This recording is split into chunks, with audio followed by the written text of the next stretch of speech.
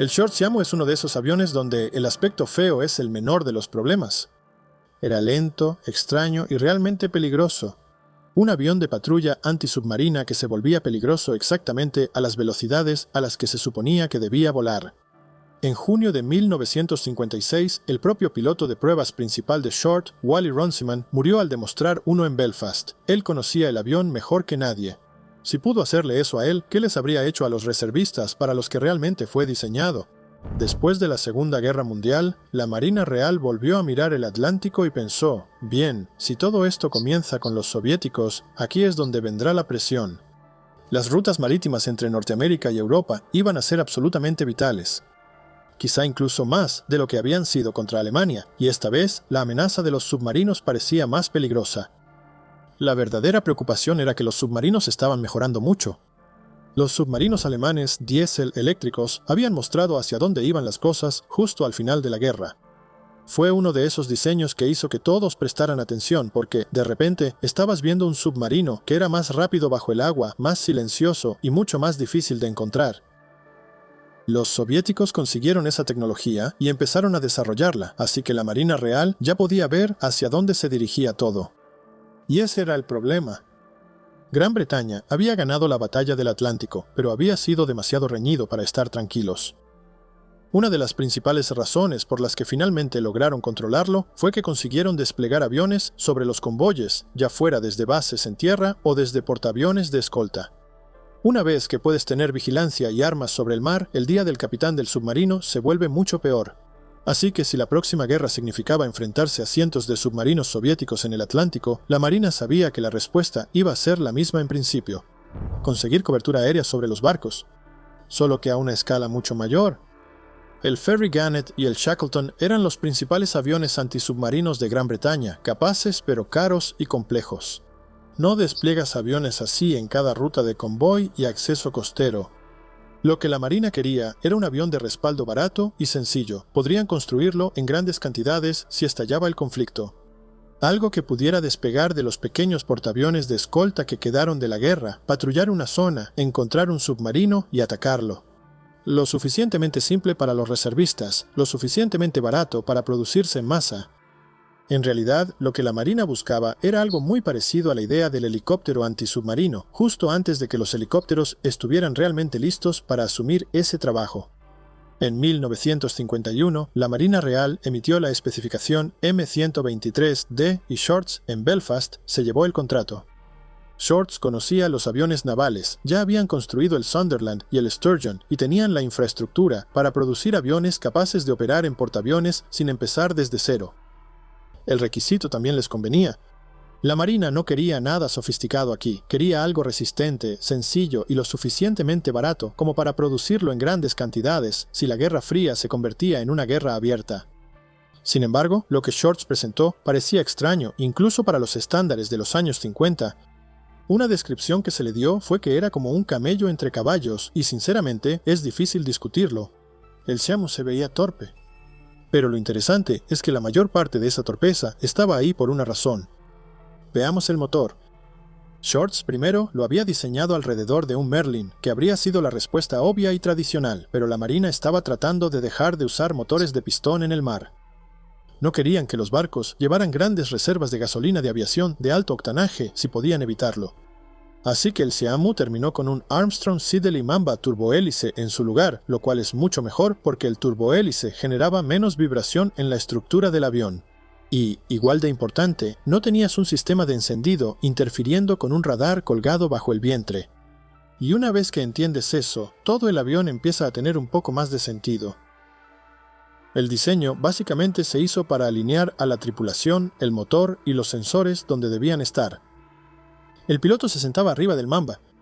El observador se sentaba detrás de él, muy por encima de los compartimentos de electrónica y armas, justo donde podía manejar el equipo con el que debía trabajar. Colocaron ambas posiciones de la tripulación lo más adelante posible, lo cual se veía extraño desde afuera, pero desde el punto de vista del piloto tenía lógica. Quieres buena visibilidad hacia abajo si estás tratando de aterrizar la nave en una cubierta pequeña de un portaaviones, y si estás buscando contactos de superficie, también quieres que ambos estén mirando hacia adelante y hacia abajo, no enterrados a la mitad del fuselaje. El resultado fue ese fuselaje profundo y delgado con la tripulación sentada muy arriba, que es realmente lo que le dio al Xiamu su aspecto tan peculiar. Lo mismo pasó con el tren de aterrizaje. Tenía tren de aterrizaje fijo y una rueda de cola, que incluso en ese entonces parecía algo anticuado. Pero de nuevo tenía su lógica. Las patas principales eran lo suficientemente largas para dejar espacio al domo del radar de búsqueda de superficie bajo el fuselaje, y al usar rueda de cola no había tren de nariz que obstruyera la vista frontal del radar. Mantener el tren de aterrizaje fijo también significaba mucho si se suponía que esto debía ser un caballo de batalla sencillo para tiempos de guerra. Incluso lo diseñaron para que el tren principal pudiera ser expulsado en un amerizaje, lo que podría darle a la tripulación una mejor oportunidad de sobrevivir a un aterrizaje en el agua. Debajo tenía un compartimiento interno bastante seria para un avión tan pequeño. 14 pies de largo, 3 pies de ancho e incluso más largo si dejabas fuera el equipo de radar giratorio. Podía transportar lo que cabría esperar para esa misión. Un torpedo, cargas de profundidad, sonoboyas y cohetes bajo las alas. Las alas también se plegaban porque esta cosa estaba diseñada para vivir en portaaviones de escolta estrechos, no en las amplias cubiertas de los portaaviones de flota. Incluso la cola se veía inusual por razones prácticas. El estabilizador estaba colocado alto en la aleta, así que el timón tuvo que dividirse a su alrededor. El SMU no era rápido, alcanzando un máximo de alrededor de 236 millas por hora, pero la velocidad no era el objetivo. Lo que importaba era que podía permanecer sobre un área de patrulla durante unas 4 horas a bajas velocidades, lo cual era perfectamente útil para el trabajo de escolta de convoyes. También tenía el tipo de cifras de baja velocidad que le importaban a la Marina. La velocidad de pérdida era de alrededor de 50 nudos, solo necesitaba aproximadamente la mitad de la potencia para mantenerse volando, y la carrera de despegue podía ser de unos 500 pies en buenas condiciones. Para algo que se esperaba que despegara de la cubierta de un pequeño portaaviones de escolta sin mucho viento a favor, esos eran exactamente los números que querías ver. El primer prototipo voló en agosto de 1953 y después de eso, Shorts lo llevó a exhibiciones aéreas y giras promocionales por toda Europa, tratando de demostrar que esta pequeña y extraña máquina antisubmarina tenía un lugar real en el mundo de la posguerra. Para 1955, el Xiamu parecía tener un futuro. Se hicieron pedidos por 60 aviones, 30 para la RAF y 30 para la Marina Real. El plan de la Marina era entregarlo a la Reserva de Voluntarios de la Marina Real como reemplazo de sus viejos Avengers. Así que, en teoría, esta cosa tenía un trabajo, tenía compradores y tenía un lugar a donde ir. Pero el mundo ya se estaba alejando del tipo de guerra para la que el Xiamu había sido construido. Una vez que las armas termonucleares entraron en escena, la mentalidad de defensa cambió rápidamente. De repente, se asumió que la próxima gran guerra sería corta, violenta y se decidiría a nivel nuclear, no a través de una larga lucha en el Atlántico con escoltas de convoyes y escuadrones de reserva volando patrullas antisubmarinas durante meses. Esa era la dirección hacia la que se dirigía Gran Bretaña, y el Libro Blanco de Defensa de 1957 prácticamente cerró la puerta a la antigua idea de una movilización convencional masiva. Así que el Xiamu quedó atrapado en ese cambio. La RAF canceló su pedido en 1956. Luego, la Marina Real disolvió los escuadrones de reserva voluntaria al año siguiente, lo que básicamente le quitó el piso a todo el programa. Eso dejó al Xiamu sin un hogar real. Se habían construido 24, y eso fue todo. La mayoría ni siquiera llegó a tener vida operativa. Muchos simplemente fueron desechados. Algunos todavía están en Belfast, esperando ser entregados que nunca iban a suceder. Y sinceramente, ese pudo haber sido el resultado más afortunado que el avión pudo haber esperado, porque para entonces ya era obvio que esta cosa tenía un serio problema de maniobrabilidad. La respuesta de los alerones y el elevador a baja velocidad era deficiente. Los controles estaban mal armonizados y sobrecompensados, lo que significaba que las acciones del piloto no producían lo que él esperaba cuando lo esperaba. Shorts intentó arreglarlo durante el desarrollo con todo tipo de soluciones aerodinámicas improvisadas. Agregaron ranuras fijas en el borde de ataque, cortaron ranuras en los flaps, rediseñaron los alerones, añadieron ranuras cerca de la raíz del estabilizador horizontal. Claramente estaban persiguiendo un mal hábito que no desaparecía. El problema era que el Xiamu empezaba a comportarse mal justo en el lugar donde se suponía que debía operar.